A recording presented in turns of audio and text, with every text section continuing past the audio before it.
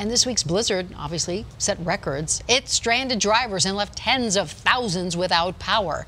Still, people are sounding off on social media saying it was barely a storm. So, hey, we decided to go 360. Look at what they're saying about snowflakes and other perspectives. Denver 7's Jacqueline Allen goes full circle on whether Colorado's gone soft. At least a foot of snow here. All right, now we're urging people to stay at home. Snowpocalypse 2019. And there are some abandoned trucks down here. People stranded in cars, grocery store shelves empty, the National Guard to the rescue. But after the bomb cyclone, we've seen a social media snowstorm. People like Ross commenting, with each generation, the entire world goes more soft. So soft, Andrea posted this meme, poking fun of the panic. And Larice posting, it's all the transplants moving in who can't drive in the snow and ruining it for the rest of us. The comments just keep coming in, so we decided to go 360 on their thesis. Has Colorado gone soft?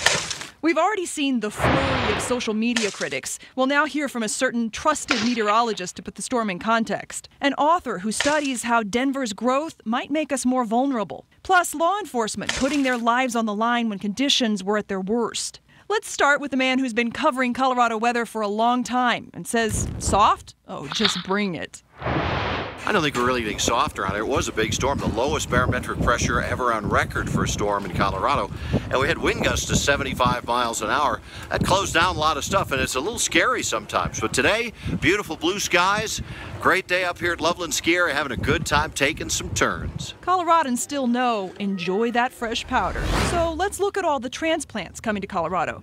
DU professor Andrew Getz just wrote a book on growth and change in the Mile High City. Has Colorado gone soft? He says, much like this photo showing how Denver used to remove snow, a lot has changed here. And the bigger the city, the bigger the blizzard impact. So maybe 20, 30 years ago, if we had had a big storm, we might have been able to handle it a little bit better, just simply because we didn't have as many people. We weren't traveling as much on the highways. As the grid spreads out so people travel more and there are more people, yes, everyone remembers the good old days. We actually went to school, we went to work, but you know, again, it really comes down to that we're living in a different place now.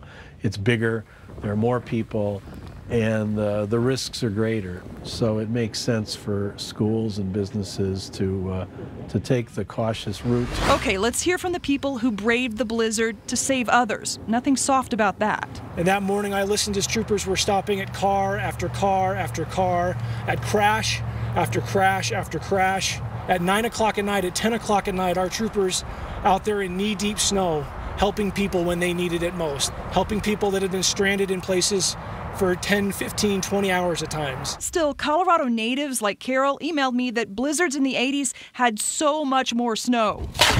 So, as some people are still digging out, the question about whether Colorado has gone soft may not be answered, but one thing is clear. If you ever need help getting out of a blizzard, just give us a call. We are resilient. Jacqueline Allen, Denver 7.